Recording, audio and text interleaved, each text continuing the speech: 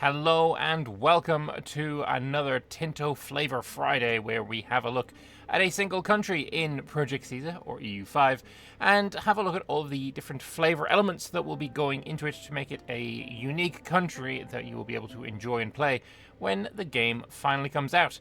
Now, if you wouldn't help me out, I am trying to reach 30,000 subscribers, and maybe it would be great if I could get that done before America leaves the World Health Organization and a second COVID...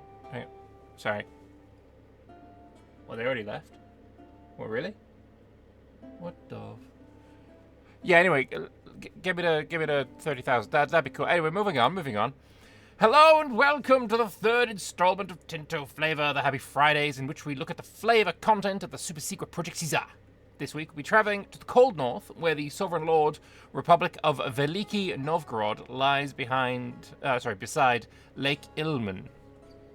Originally founded by Slav and Norse people as Holmgård, the new city of Novgorod became the main political and economic centre of the north of the lands inhabited by the Russian people. Fiercely independent, the Novgorodian council elects its prince among neighbouring rulers, although the true power is held by its people, who thrive thanks to the commercial routes linking the rich inland resource-gathering outposts with the Baltic and White Seas. However, in recent decades, the war with Sweden has almost been a constant, nowadays halted after the creation of a buffer state of Oreshek. Meanwhile, to the south, Muscovy has become a dominant power with the backing of the Golden Horde. The proud inhabitants of Novgorod may have to face difficult decisions at these crossroads. Alright, and here we have Grand Prince Ivan Rurikovich, which is the guy that's in kind of control of basically everywhere. The Sovereign Lord Republic of Veliki Novgorod elected him, and he's also the ruler of Muscovy and all of these other places. Basically, a personal union with a republic is kind of interesting. Certainly a more unique setup than something we've seen in EU4. That I think this literally wasn't possible.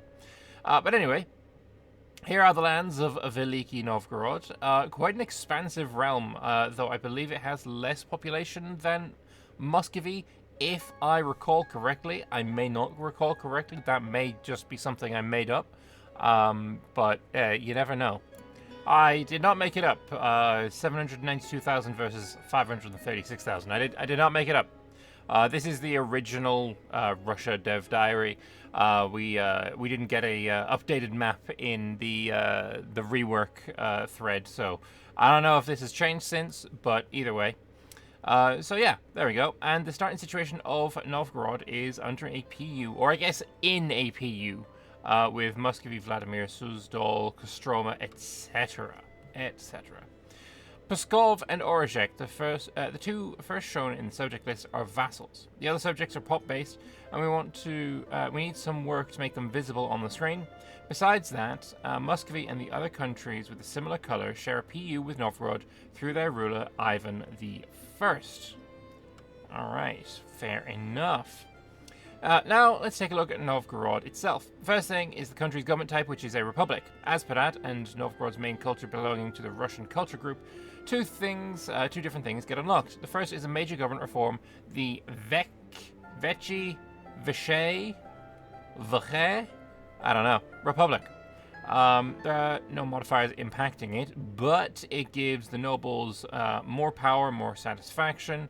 Burghers get more power, more satisfaction. Peasants get more power, more satisfaction. And it makes your cabinet 15% more effective. Very nice. It is fully implemented. It costs 20 stability to remove. The state is governed by a veche. Sure, a council with the highest legislative and judicial authority consisting of nobles, burghers, and commoners. In the Age of Traditions, they get the advance... that is the original age. The second is the Age of Traditions advance called the veche, which unlocks veche succession law. It is the popular assembly with its origins in the ancient tribal meetings long before the time of the Rus. It is the highest judicial and legislative authority of the state.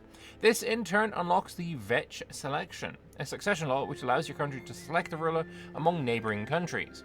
So it's a type of succession law of a republic, why the ruler is chosen by popular assembly, only males. A new prince is invited, not pre-selected, -1. -1 what? Okay. Um, I don't know. I guess you're allowed to select the ruler. So basically, you can. I'm guessing if you're playing as Novgorod, you could look at Oreshek, you look at Bela Ozero, Torpets, Rejev, whatever.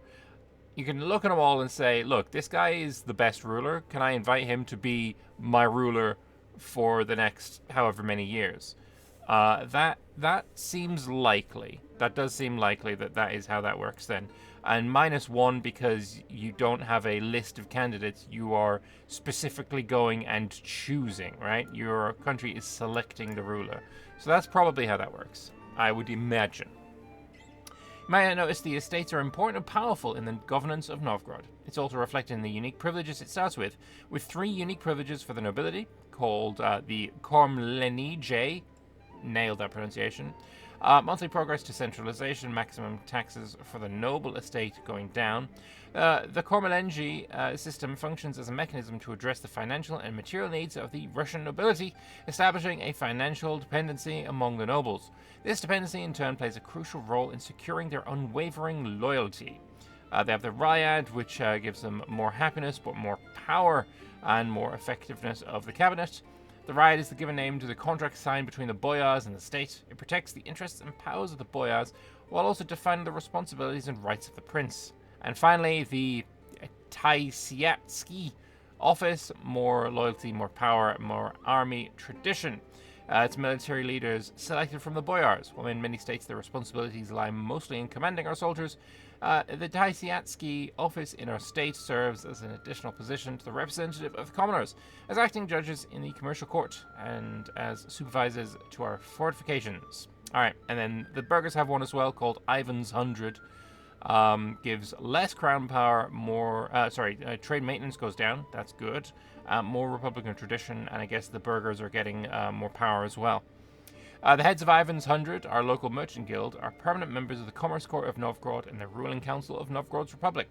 With our presence in the politics and agreements made between them and the nobles, the successful trade in our nation is ensured to last. I wonder if, when Ivan dies, do you lose this privilege? It doesn't say anything about that, so probably not. But, I mean, it being called Ivan's 100, maybe that's how Muscovy keeps its filthy little claws inside your politics after Ivan is dead, potentially. I don't know. I'm speculating. I'm speculating here. Also, some unique policies. The first is for the legal code law called Russkaya Pravda. All right. Monthly progress to serfdom, estate satisfaction, good noble estate satisfaction equilibrium. Cool. It was a legal code of the Kievan Rus, heavily influenced by their Norse origins, spelled Kiev wrong. It's written at the beginning of the 12th century and remade during many centuries, as was the main source of Old Russian law. The second is for the administrative system law, the Pyatina division. Monthly prosperity, monthly development. It's an administrative system law. Pyatina is the highest unit of administrative division of Novgorod. At any time, the lands are always governed in 5 states, with 4 of them being adjacent states next to the city of Novgorod itself. And Novgorod has some unique works of art, such as the House of Holy Wisdom.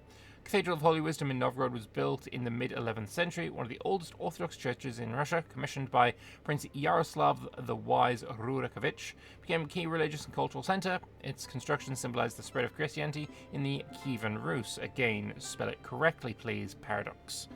And a type of work of art that is unique to Orthodox and Miaphysite countries, the icon St. George in Yuriev. The Yuriev monastery, founded in 1030 by Prince Yaroslav the Wise, one of the oldest monasteries in Russia, played a key role in the Christianization of the Novgorod region and served as a symbol of Orthodoxy's growth in northern Rus. Speaking of Orthodoxy, some Orthodox-based stuff that I'm going to tease, as we'll talk about in detail in future Tinto talks, like the law available to all Orthodox countries, the role of the Patriarchate, and we'll find out what that means at some point in the near, hopefully, future. Some of the unique advances that Novgorod can get, such as the birch bark manuscript giving max literacy. Writing and reading is a fundamental pillar of our society. I feel like that's true for quite many societies. Religious texts as well as the events of our history need to be written down so future generations can learn of our cultural achievements. Alright, fair enough. Novgorod's first chronicle tells the history of the country from the legendary beginning of the Varangian chieftain Rurik to the present day. It's a cultural heirloom that proudly transmitted from one generation to another. Gives you a bit more cultural tradition. The funding of the Ushkyaniks, privateer maintenance, lets you hire privateers. Yo, okay, as unique advantages go, that's pretty nice. Privateer durability there as well. Okay, maybe I'm thinking of it in, EU4 brain terms. But either way. The Viking-like Ushkuyanik pirates were a useful tool to suppress our competitors. Unfortunately, it was stopped due to foreign intervention, mainly from Moscow. We should begin to fund them again and push these pirate activities to further seas to remind everyone who's the real master of the North. Svaria. Anyway, Northern Centre of Arts gives you +1 potential artists, it decreases their salary, and increases their start chance. The city of Novgorod is an important cultural centre in Europe. Epic stories based on high level of literacy, beautiful icons, and grandiose architectures increase the prestige of our flourishing city and the whole nation. The reforms of the Posadnichestvo, expanded office of that thing, is what it does. The Posadnik is the highest administrative position in our towns and cities. It's a more significant position than just the one of the mayor.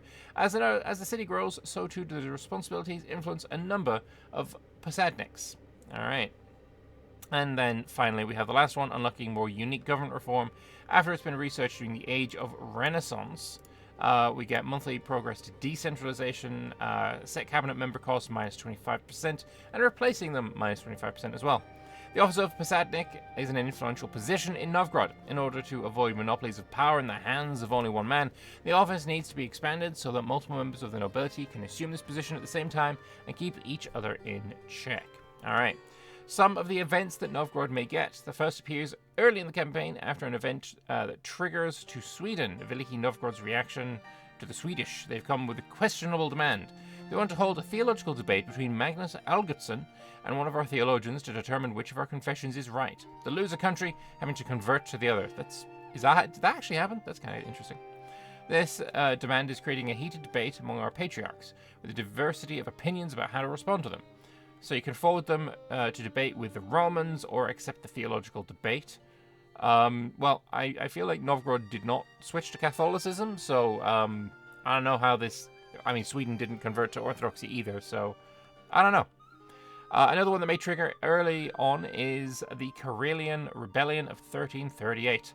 The lands of Karelia became a battlefield between Sweden and Veliki Novgorod after the former got a foothold in Viberi, fortified it, and started to project their influence in the region, which collided with the Novgorodian outposts on the river Neva. This led to war, which was concluded by the Treaty of Nöteborg in 1323. However, in recent times, the Karelians have apparently been encouraged by King Magnus IV of Bielbo to rise against us and weaken our country. Based King Magnus.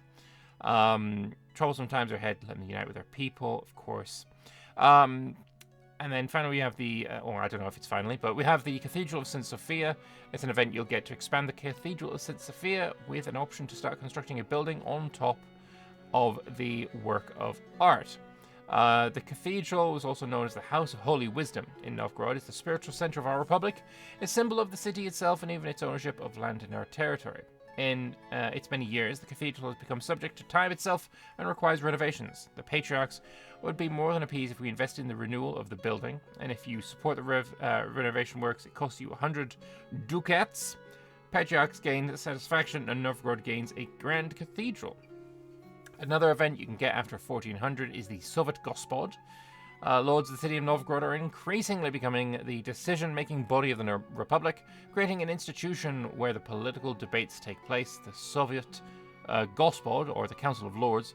Unlike the veche system, the Soviet Gospod is set to give more power to the Posadniks, Tyatsiks, and other members of the boyars, while the influence of the burghers and commoners is negligible in this system. So it'll remove three government reforms. Sorry, it'll remove the government reform, will unlock Soviet Gospod and add Soviet Gospod. Boyars like it, burghers and commoners do not. And what it does is gives nobles 20% extra equilibrium satisfaction, 20% more power, stability decays a bit slower, which is nice, and efficiency of the cabinet goes up as well. Actually, no, it won't go up because I think the previous one was also 15%. Suffolk Gosport, or the Council of Lords, is the decision-making institution. I've read this one already. That's the same as the one up there. Anyway, and much more content will be available for Novgorod, but that's all for today. Hope you enjoyed today's Tinto Flavour. Next week, they'll be looking at Mali, the land of Mansa Musa. Alright, so what do we think about this one then? Personally, as far as Russian tags go, it is the one I would be most interested in playing. Though more likely I'm going to conquer it as Sweden than play it myself. But yeah, I would like to know your thoughts. Are you interested in playing the Sovereign Lord Republic of Veliki Novgorod? Maybe a more benevolent empire can be set up in the east than one we had in our own timeline if you play as them and make some base plays like burning this place to the ground. That'd be quite nice. But anyway, let me know your thoughts in the comment section below. I'd be interested to hear them. And yeah, next week, Mali. Looking forward to that one. See you later. Bye-bye.